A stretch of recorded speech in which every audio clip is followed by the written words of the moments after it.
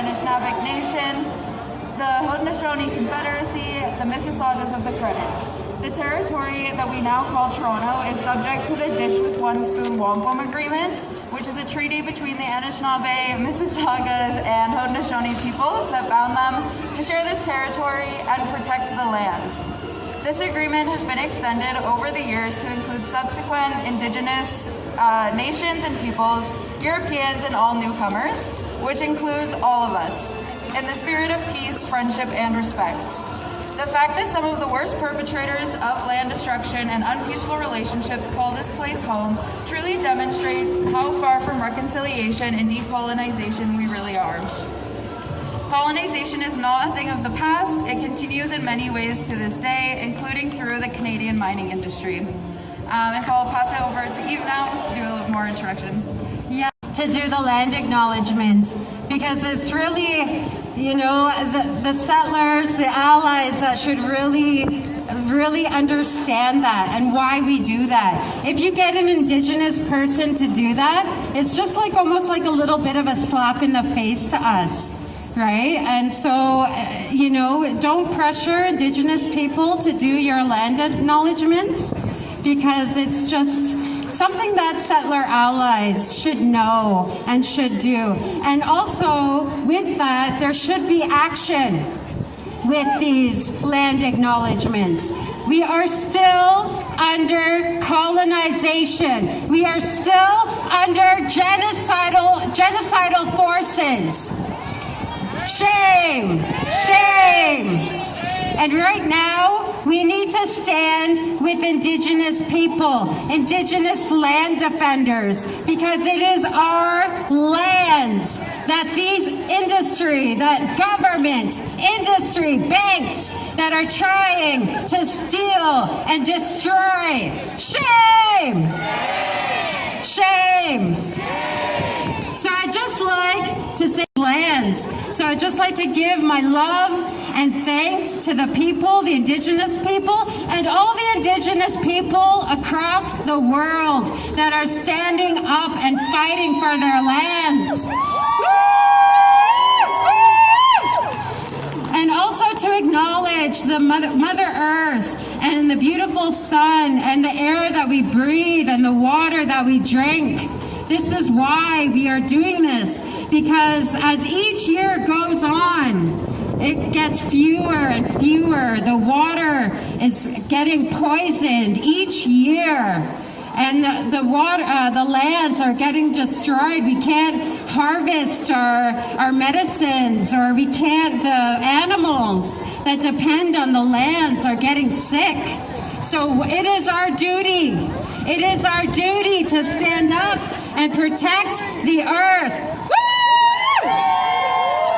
So thank you all for coming here and joining us year after year as we come and confront these fucking mining companies that go and destroy our lands. Shame!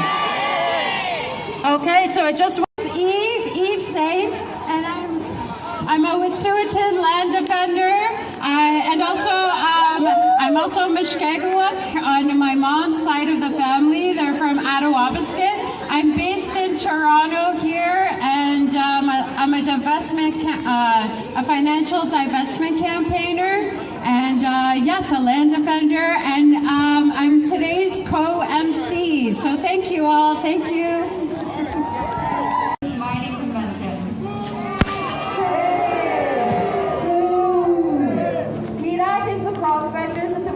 Association of Canada's annual conference, and every year thousands of people attend this conference to make deals, promote their mining projects, give themselves fancy awards, and talk all sorts of talk about sustainability and Indigenous relations.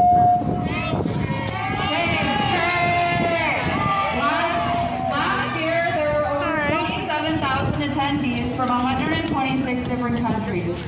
Attendees aren't just mining companies, and is also a major sponsor of the convention through Invest in Canada, which is a government body that exists to promote foreign investment. High-profile politicians politicians often attend PDAC as well, and the Ontario government usually makes a big announcement at the conference too. This goes right to the police, you know that. PDAC also does tons of lobbying and propaganda for the mining industry through their lobbying arm, Mining Matters, which also has a kids coloring book. Shame! Shame! Okay, so now we're going to hear from some speakers today. Our first speaker is Kim from the Bayan Toronto Alliance. A comprehensive mass organization of Filipino youth, which is part of Bayan Toronto, an international, multi-sectoral, anti-imperialist, anti-fascist alliance of Filipino organizations. This includes Bayan Toronto, Migrante Ontario, which is for overseas Filipino workers, and we are struggling for national democracy in the Philippines. We fight for national liberation against U.S. imperialism and aim to uphold the rights of the broad masses of the Filipino people and the peasant struggle for land. I was born in the Philippines and grew up here in so-called Canada. I was taught that this was a peacekeeping nation, but I learned that this was a lie built on the genocide of indigenous peoples. This genocide continues through the Canadian mining industry, which is also responsible for widespread environmental destruction, human rights abuses, and conflicts with indigenous communities in the Philippines, targeted for its vast, rich mineral resources. Canadian mining companies own 15% of mining projects in the Philippines, some of which have been based on the island of Mindoro, a site of intensifying militarization and land grabbing. On New Year's Day this year, the Philippines military bombed Mindoro, killed 3 indigenous children and 2 youth, displaced hundreds of families from their homes, and forced communities into hunger. Mining companies dump their toxic waste and poison the waters and lands, not unlike what has happened to the people of Grassy Narrows and Wet'suwantun.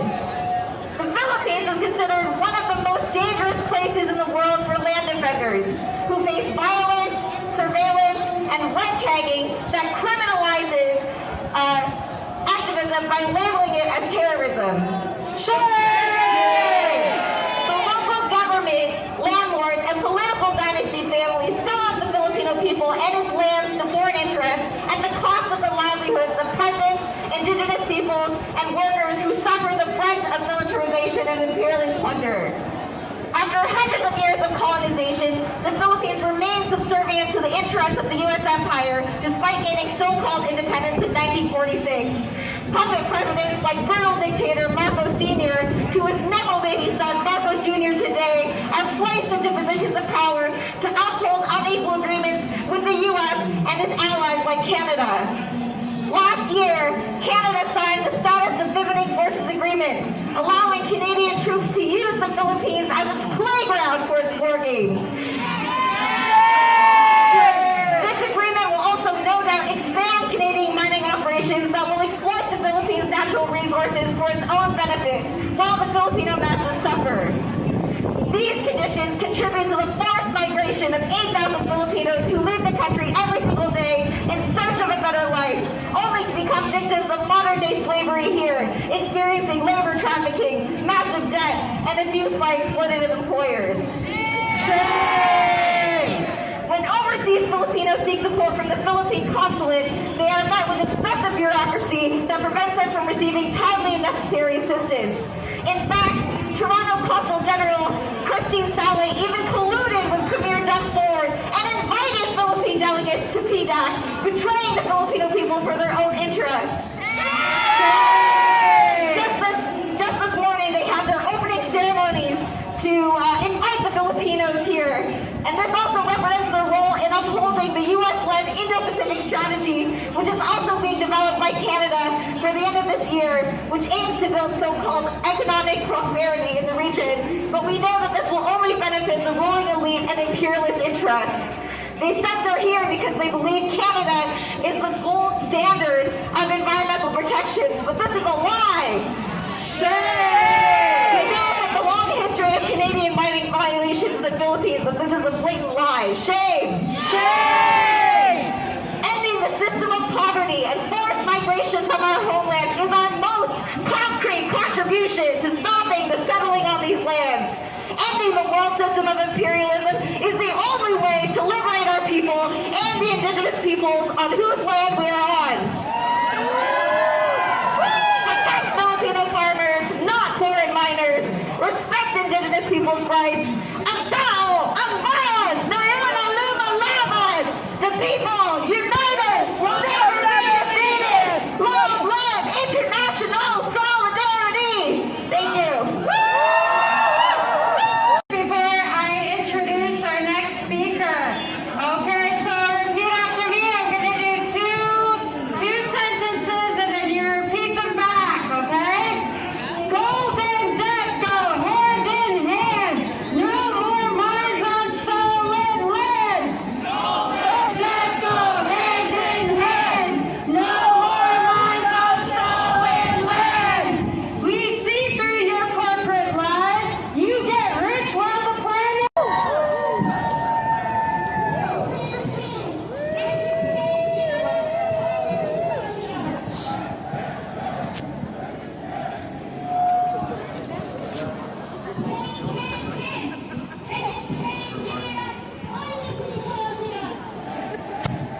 Well, hey everyone, how's it going? Before I start, I just would like to ask everyone if we could take a moment, just a moment of silence to ground ourselves. This earth, the air we breathe, the very reason why we're here. But I'll introduce myself. Wache, Ramon Katakapit, Nishakasaman, Arawaska Toshti, Mixototan. Hello, I'm Ramon Katakapit. I'm from Madawaska First Nation. I'm a part of the Eagle Clan. And I'm the founder of the Okinawa Youth-led movement. We sprung into action as soon as Bill 5 came into passing last summer. And we created a youth movement to where the youth could join together and give each other a platform to speak without having to go through a political entity or through a chief. Because we noticed what was at stake and what the idea of prosperity was for our youth versus the idea of prosperity from the former government or the idea of prosperity from the chief's point of view. And we've held major rallies. Maybe some of you have been a part of it. We held it at Queen's Park, we held it in Ottawa at Parliament Hill, we held it in our First Nations up north, we held it in a city like Kingston, and now we're here, being able to stand in solidarity with everyone else. Because we have something coming for us, something that's already here.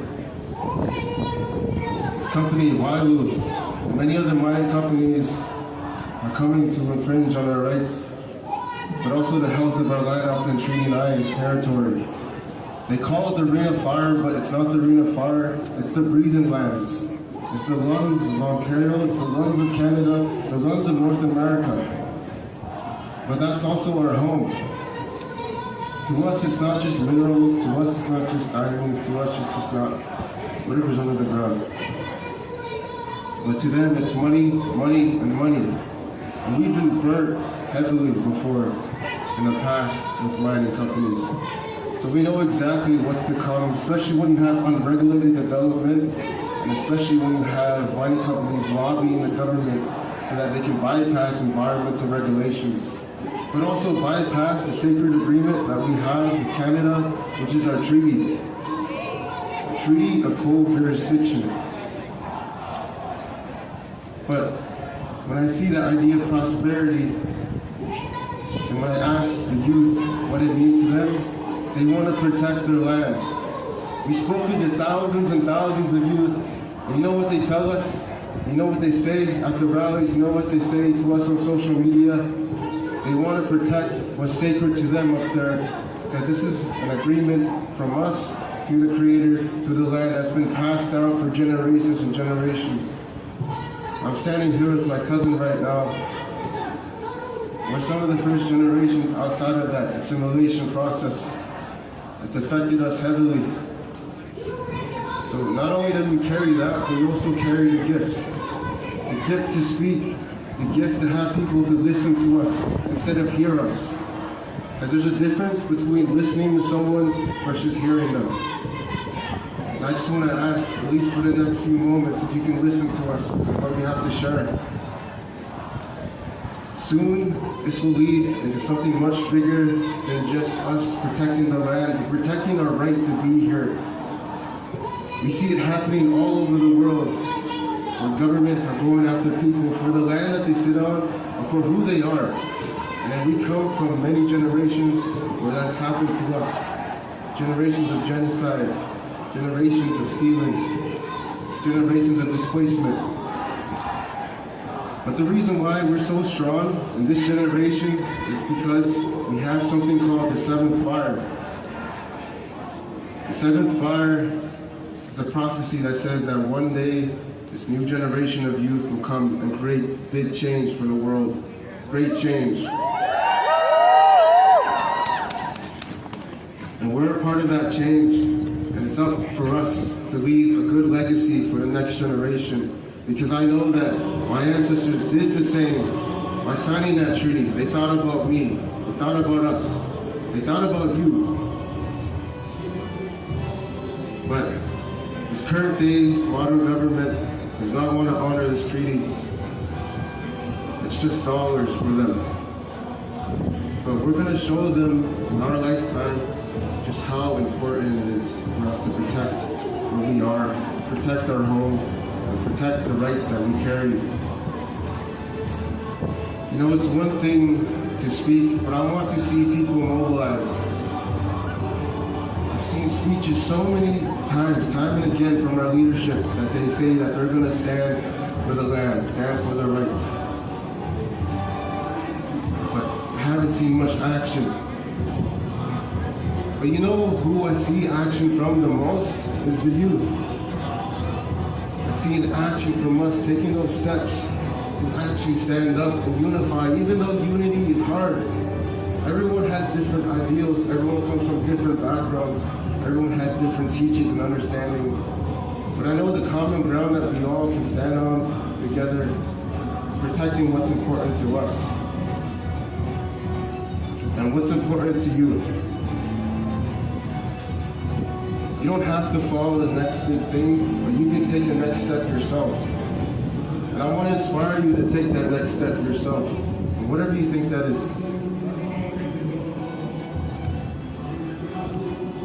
And I want to cut my time short and read a message from one of our other founders. You know, I saw corporations strip farmers of water and eventually of land. Saw them transform our land into a machine fueled by people's crushed spirits, broken dreams, and empty pockets. Corporations have long controlled our lives, taking lots. They're killing our earth and leaving emissions for all of us to breathe in. They're raping our land and having no real consultation with our people. I fight for the land not because capitalism is a thorn in my side or out of nostalgia for Canada's gone by. This fight is a people's fight against a system that's spiraled out of our control. I will always speak on behalf of this earth because it is only the earth we got.